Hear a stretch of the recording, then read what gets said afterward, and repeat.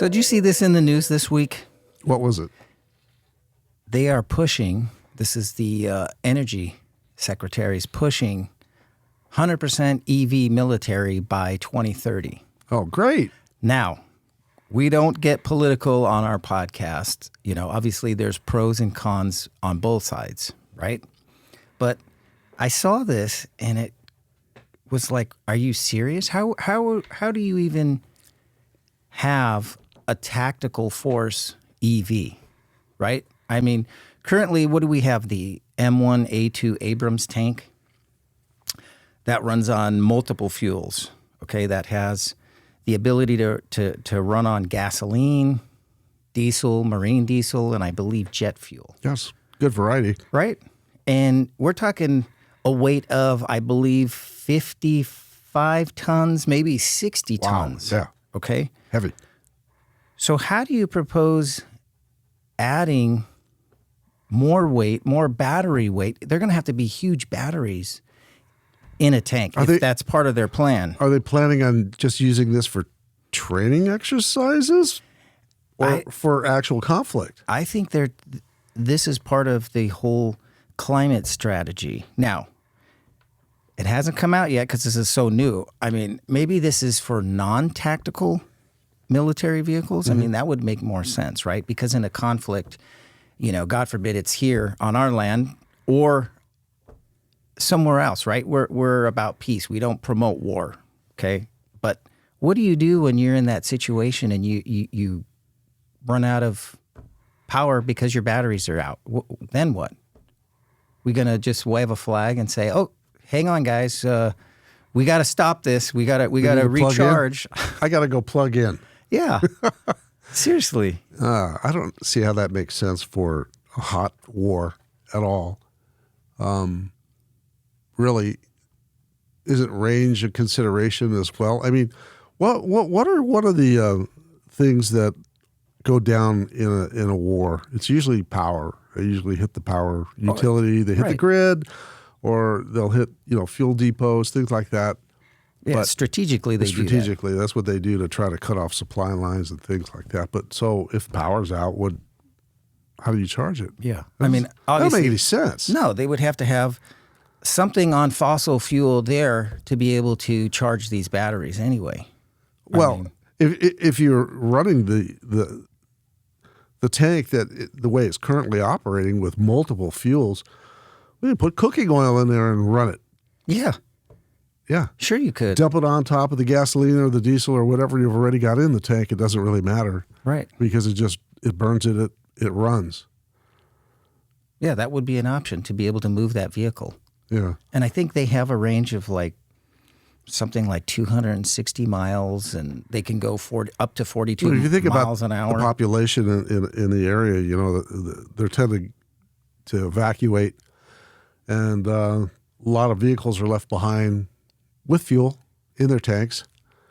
And if you need fuel, then you're able to scavenge fuel. Yeah, go siphon it out of the abandoned vehicle. But how does going all electric? How does that work in an environment where there's no power? Right. It's just crazy. I heard that and I was scratching my head, and I thought it'd be a good topic just to talk about. It's like, that scary. It sounds like, hey, we're all for cleaning up. You know the what environment. It reminds me of?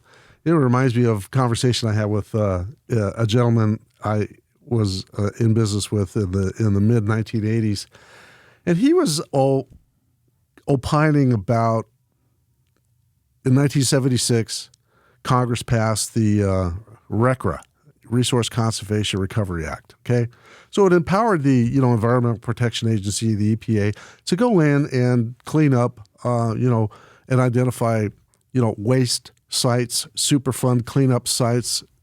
Well, part of the unintended consequences of it was expanded oversight over mining operations. And so by the mid-1980s, we were seeing iron ore mines in the United States were being shut down. EPA wasn't renewing permits for operation. They weren't necessary to the World War II iron ore production required for, producing ships and tanks and things because here we are in the mid-1980s, 40 years later. So Right. it wasn't a requirement for the war anymore. So those old mines were not renewed. And he would scratch his head and he'd look at me and he'd say, so what are we going to do? We don't produce iron ore in this country anymore. What if we get into a hot war and we need to order material? What are we going to do? Are we going to order it from our adversary?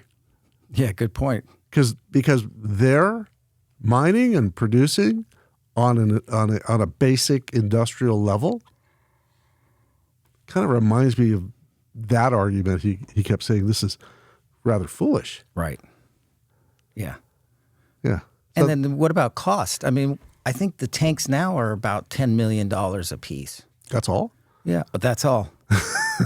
And I think there's about probably, I mean, I don't know if they released the true numbers, but it's something I read a while back was like 25 to 27 that are out, deployed, and they might have another 3,700 plus in storage. So, I mean, let's just say 7,000 tanks. Yeah, a lot of tanks. Right? At $10 million today's cost, what's it going to cost to convert these? Well, I don't want to get into this, but think of this. If we don't have enough cobalt, nickel, lithium to produce the batteries for the private sector vehicles to replace ICE engines on the road, if we don't have enough of it, where's it going to come from for this military conversion? Right. That's what I was going to ask. Bring up. It's almost sounds like, we're progressing at a very fast speed, going into a transition where we don't have infrastructure and minerals and everything identified and laid out in a master plan. It's just it kind of reminds me of that old movie that what we used to like. We're on ludicrous speed. Yeah.